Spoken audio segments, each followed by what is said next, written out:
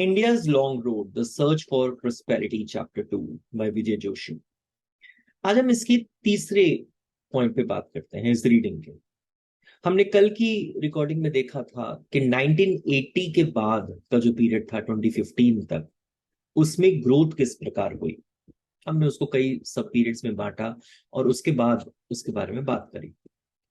आज हम बात करते हैं पॉवर्टी की, डेप्रिवेशन की और इनइक्वालिटी की 1980 के पीरियड के बाद की। अगर आप पॉवर्टी को देखें तो 1973 में पॉवर्टी का जो रेशियो था वो 55% के आसपास था, राइट। 1980 के बाद देखें कम हुआ, लेकिन जो फॉल था वो चाइना के कंपैरिजन में और जो अदर कंपेयरिंग कंट्रीज थे उनके कंपैरिजन में कम था, right. In for the decades even after 1991 वह कम रहा चाइना के कंपैरिजन। 2004 से 10 के बीच में पॉवर्टी रेशियो और कम हुआ और स्पीड अप हुआ। ये हमारे लिए अच्छी बात थी ये समझना कि पॉवर्टी रेशियो कम हो रहा है। लेकिन अगर हम तेंदुलकर कमेटी की डेफिनेशन को देखें तो उसमें ये पाएंगे कि उन्होंने कहा कि जो एब्सोल्यूट नंबर ऑफ पुअर था वो 2004 तक डिक्लाइन नहीं हुआ, लेकिन 2004 के बाद एब्सोल्यूट नंबर ऑफ पुअर भी डिक्लाइन होना चालू हुआ। 2011 के अंदर अगर हम पॉवर्टी रेशियो को फाइंड आउट करते हैं दो तरह की डेफिनेशन पे, तेंदुलकर कमेटी की डेफिनेशन पे और रंगाराजन कमेटी की डेफिनेशन पे, तो हम ये पाएंगे कि जो पॉवर्टी रेशियो था तेंदुलकर कमेटी के हिसाब से 21.9% और रंगाराजन कमेटी के हिसाब से वह 29.8%। Absolute number of poor Tendulkar committee के हिसाब से 2011 में 269 million people were absolutely poor, while if you compare it with Rangarajan it was 363 million. अब ये बिल्कुल अलग रीडिंग की डिस्कशन है कि पॉवर्टी लाइंस इन दोनों कमिटीज ने किस तरीके से डिफाइन करी। ये बिल्कुल अलग चर्चा है, वो इस रीडिंग में नहीं करी जा रही। उन्होंने कहा कि अगर आप पॉवर्टी रेशियो को देखें 2011 में तो सारी की सारी स्टेट में पॉवर्टी कम हुई।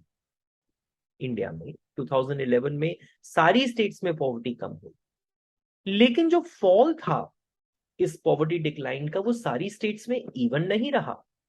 कुछ स्टेट्स में पॉवर्टी बहुत जल्दी जल्दी कम हुई, कुछ स्टेट्स में बहुत धीरे से कम हुई, और उसका जो रिजल्ट था वो हमारे को देखने को मिलता है कि जो केरला में it was poverty ratio was around just 7%, and you compare it with Chhattisgarh in 2011 it was 40%.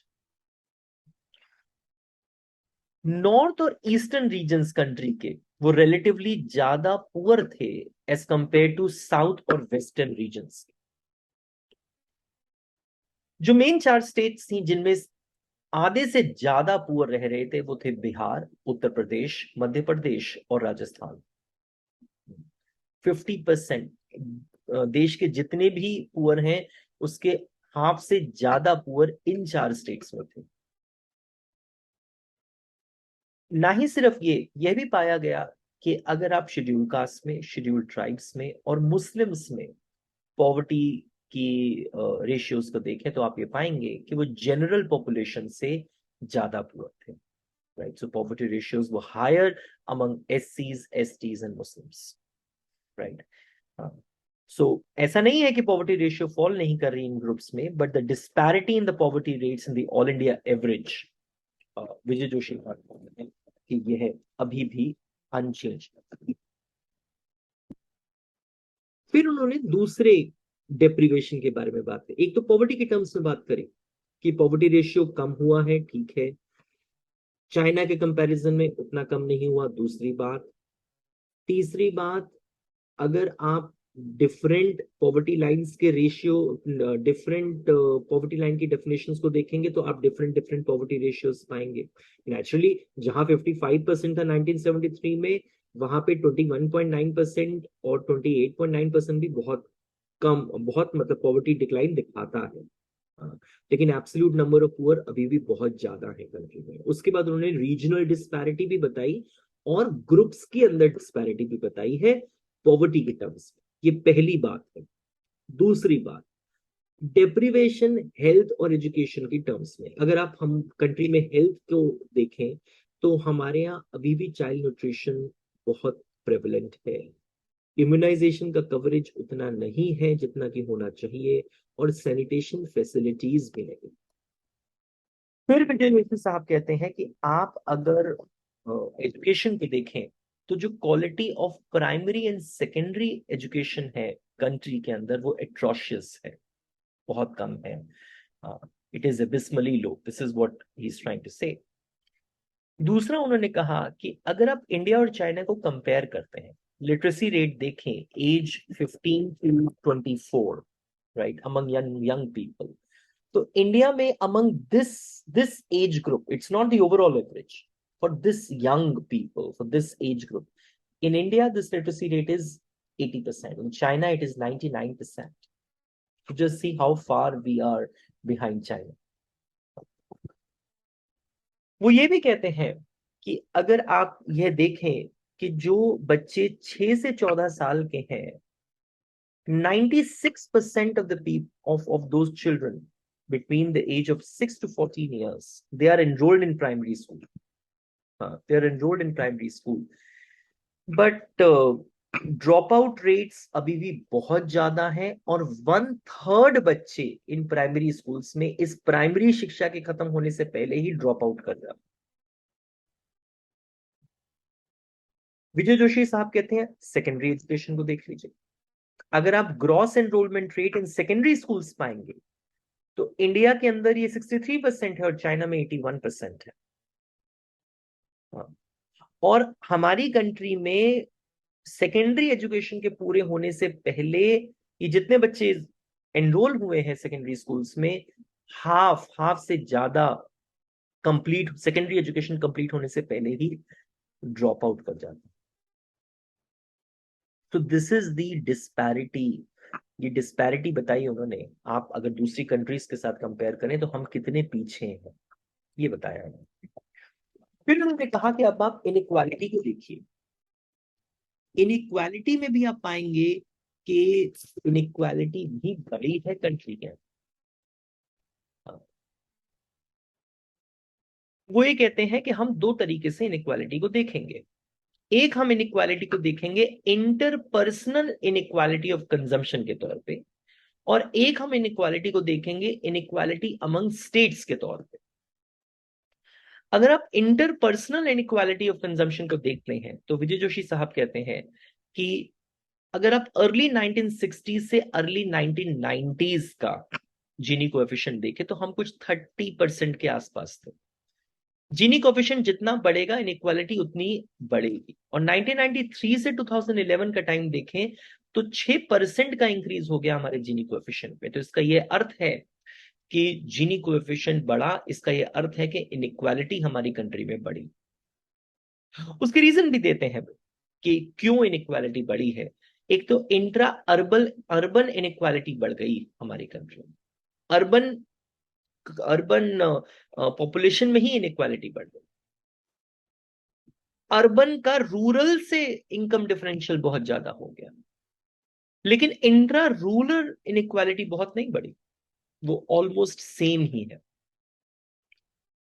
उसका रीजन देते हैं कि ये इनइक्वालिटी बढ़ी क्यों, ऐसा क्यों हुआ कि इनइक्वालिटी बढ़ गई। उसके 2-3 रीजंस दिए उन्होंने। अगर कहते हैं अगर आप एनएसएस डेटा को देखें तो आप ये पाएंगे कि जो per capita urban consumption expenditure है, कंजम्पशन है, वो बहुत तेजी से बढ़ा है as compared to urban rural consumption से। अर्बन शहर जो है वो ज्यादा ग्रो करे हैं, उसकी वजह से उनकी इनइक्वालिटी, उसकी वजह से देश में इनइक्वालिटी बढ़ी है।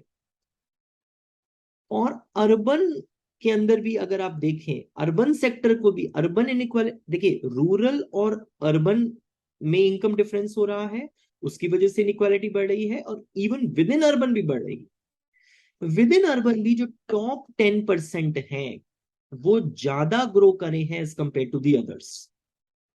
ये एनएसएस डेटा से हमारे को पता चला। दूसरी बात कही कि there is a rising premium for higher educational skills. Naturally अगर आप हायर एजुकेशन लेते हैं, स्किल्स लेते हैं, तो आपके इनकम में इजाफा होने की प्रोबेबिलिटी बहुत ज्यादा है, और उसकी वजह से भी इनकम बढ़ेगी और इनइक्वालिटी बढ़ेगी। तो लोगों को ये समझ में आता है, सो उसकी वजह से भी इनइक्वालिटी बढ़ी है। लेकिन हर कोई हायर एजुकेशन के लेवल तक पहुंच नहीं पाता, तो जो पहुंच पाते हैं उनकी इनकम बहुत ज्यादा बढ़ जाती है, और उसकी वजह से भी इनइक्वालिटी बढ़ी है। इनकम टैक्स डेटा से भी ये पता लगता है कि जो टॉप 1% इनकम अर्नर्स हैं, वो भी, और उनका जो शेयर है टोटल इनकम में, वह भी बढ़ गया है, वह भी बढ़ गया है।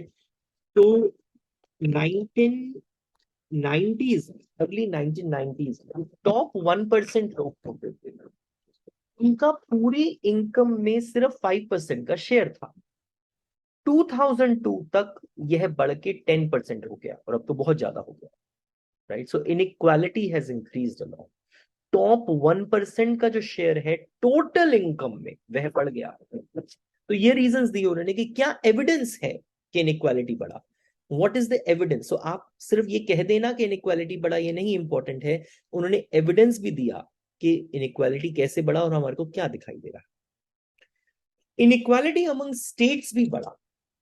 उन्होंने कहा कि ऐसा नहीं है कि सारी की सारी स्टेट्स ग्रो नहीं करें, ग्रो तो करी है, लेकिन कुछ स्टेट्स ने ज्यादा ग्रो करा है एज कंपेयर टू कुछ दूसरी स्टेट्स। जो रिचर स्टेट्स हैं वो कहीं ज्यादा ग्रो कर गई as compared to the poor states. Poor states ने भी ग्रो करा, ऐसा नहीं है कि पुअर स्टेट्स ने ग्रो नहीं करा, लेकिन रिचर स्टेट्स ने कहीं ज्यादा ग्रो करा।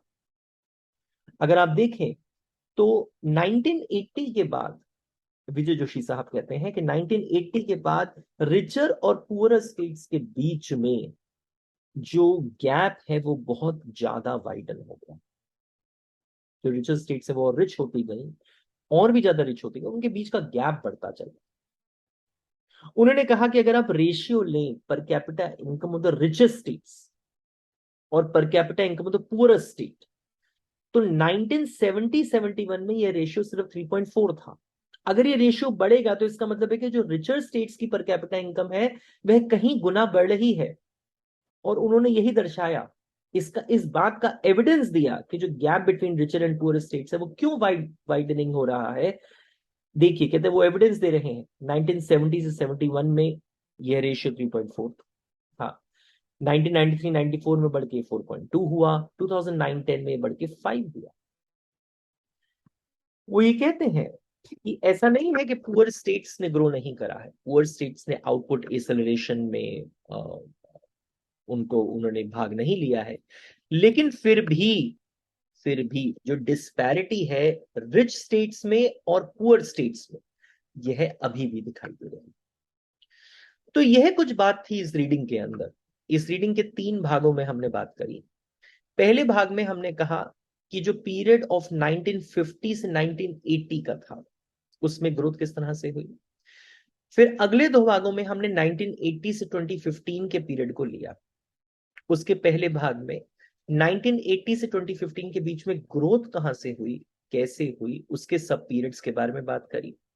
और अब इस लास्ट पार्ट में हमने बात करी 1980 से 2015 के पीरियड में पॉवर्टी किस तरह से डिक्लाइन हुई, इनइक्वालिटी पे क्या असर पड़ा, और जो deprivation in terms of health and education है वो क्या, right? So this is what I wanted to do in this reading and this recording. Thank you, beta.